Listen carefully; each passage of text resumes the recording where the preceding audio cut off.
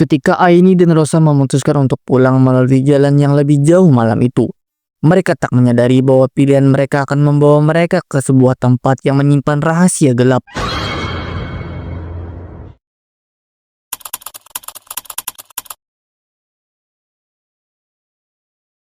Aini adalah seorang mahasiswi semester 4 yang tinggal di sebuah kos sederhana di pinggiran kota.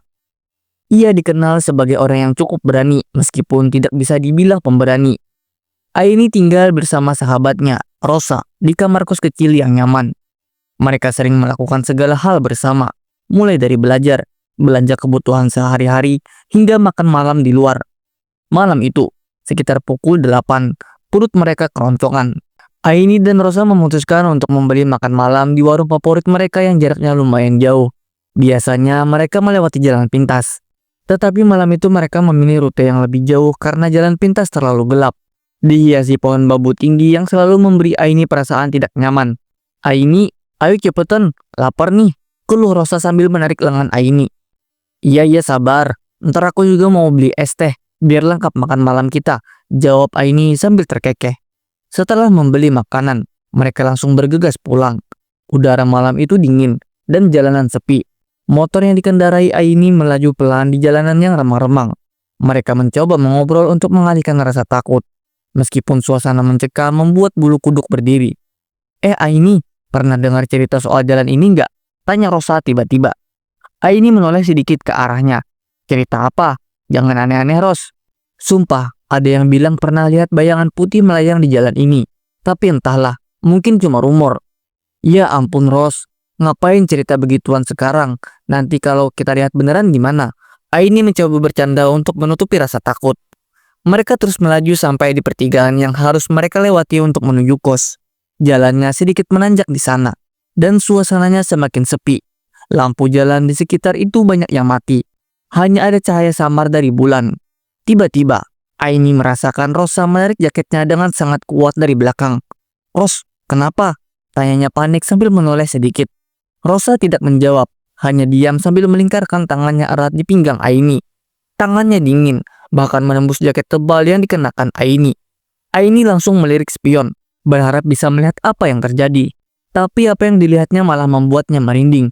Rosa duduk sambil menunduk. Tubuhnya makin mendekat ke arah Aini, dan tangannya mencengkram jaket Aini semakin kuat. "Ros, kamu kenapa?" tanyanya lagi, kali ini lebih keras. Rosa tetap diam. Aini mulai panik. Dua kemungkinan langsung terlintas di pikirannya. Apakah yang duduk di belakangnya bukan Rosa, atau ada sesuatu yang menempel di belakang Rosa? Tanpa pikir panjang, Aini langsung tancap gas. Motor melaju kencang di jalan yang menanjak itu. Sampai akhirnya ia lupa mengerem ketika tiba di depan kos. Motor mereka berhenti mendadak dengan sedikit benturan di pintu gerbang kos.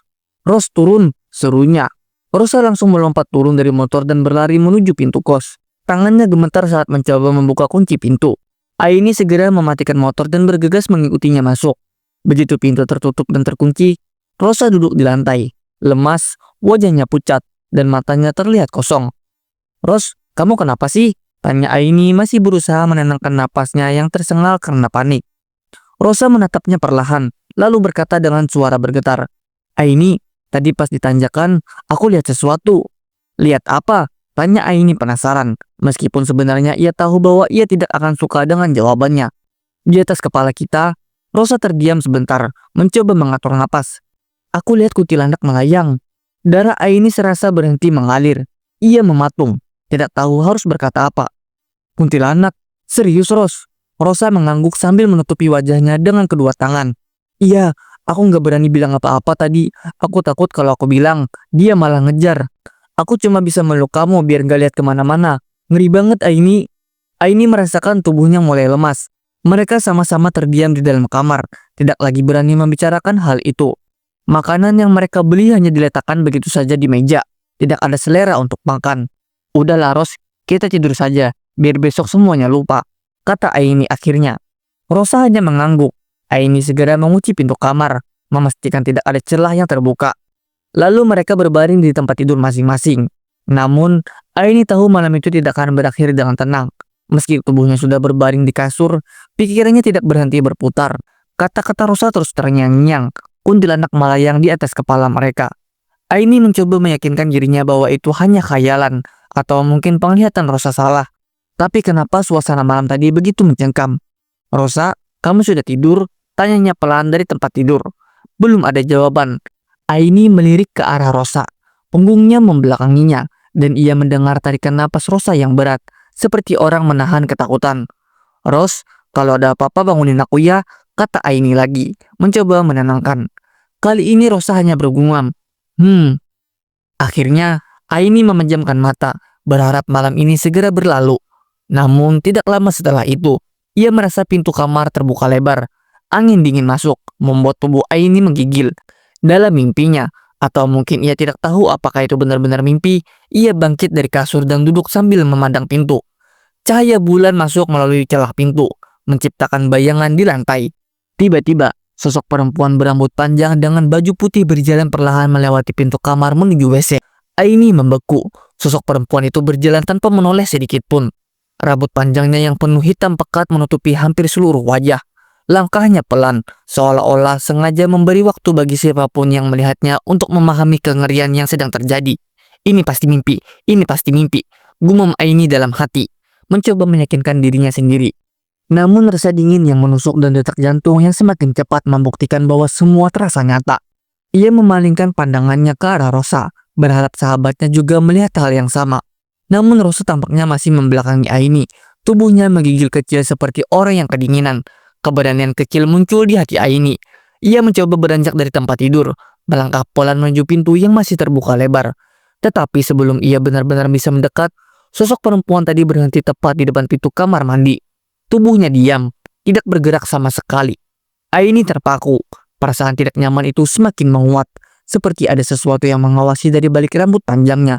Tanpa sadar, ia melangkah mundur, tetapi kakinya menabrak kursi kecil di samping tempat tidur, menimbulkan suara yang cukup keras. Sosok itu perlahan menoleh. Wajah pucat dengan mata hitam pekat itu langsung menatap Aini. Senyuman lebar yang tidak wajar menghiasi wajahnya, membuat bulu kuduk Aini berdiri seketika. Sosok itu membuka mulutnya, tetapi tidak ada suara yang keluar, hanya angin dingin yang semakin menusuk. Aini ingin berteriak, tetapi suaranya tercekat. Tubuhnya terasa lemas, tidak bisa digerakkan. Sosok perempuan itu mulai melangkah perlahan ke arah Aini, semakin dekat dan semakin jelas memperlihatkan wajah menyeramkannya. Aini, suara serak itu terdengar. Aini tersentak. Ia langsung memalingkan pandangannya ke arah Rosa yang tiba-tiba bangkit dari tempat tidurnya. Namun ekspresi di wajah Rosa tidak seperti biasanya. Matanya melotot lebar dan bibirnya bergetar. Ia menatap ke arah yang sama, ke sosok perempuan yang kini berdiri hanya beberapa langkah dari mereka. "Ros, kamu lihat itu?" tanya Aini. Suaranya hampir tidak terdengar. Rosa tidak menjawab. Ia hanya menunduk, memegang kepalanya seolah sedang berusaha menahan rasa sakit yang luar biasa. "Pergi!" teriak Aini tiba-tiba, meskipun suaranya terdengar lebih seperti bisikan. Sosok perempuan itu berhenti, senyumnya menghilang, digantikan oleh ekspresi datar yang dingin. Ia memiringkan kepalanya sedikit, seperti sedang mengamati Aini dengan rasa ingin tahu. "Apa yang kamu mau?" seru Aini lagi, kali ini lebih keras. Perempuan itu tidak menjawab. Sebaliknya, ia berbalik dan berjalan kembali menuju kamar mandi. Namun sebelum masuk, ia menoleh sekali lagi ke arah Aini, memberikan tatapan tajam yang seolah-olah berkata, "Aku akan kembali." Pintu kamar mandi tertutup dengan suara berderit pelan. Aini dan Rosa tidak berani bergerak. Mereka hanya diam, mencoba memahami apa yang baru saja terjadi. "Ros, kamu baik-baik saja?" Aini akhirnya memberanikan diri bertanya. Rosa menatapnya dengan mata kosong, kemudian mengangguk perlahan. "Aini, kita nggak boleh tinggal di sini lagi," bisiknya. Aini mengangguk setuju. Malam itu mereka memutuskan untuk tidak tidur di kamar kos. Mereka mengambil beberapa barang penting lalu segera keluar menuju rumah teman mereka yang terletak tidak terlalu jauh. Keesokan harinya, mereka kembali ke kos saat matahari sudah tinggi. Suasana siang hari membuat tempat itu terasa lebih normal. Tetapi ingatan tentang malam sebelumnya masih segar di benak mereka. Aini dan Rosa sepakat untuk segera mencari tempat tinggal baru. Namun sebelum mereka sempat mengemasi barang-barang, seorang tetangga kos mendekati mereka. Perempuan paruh baya itu adalah pemilik kos yang tinggal di kamar paling ujung. "Kalian kenapa?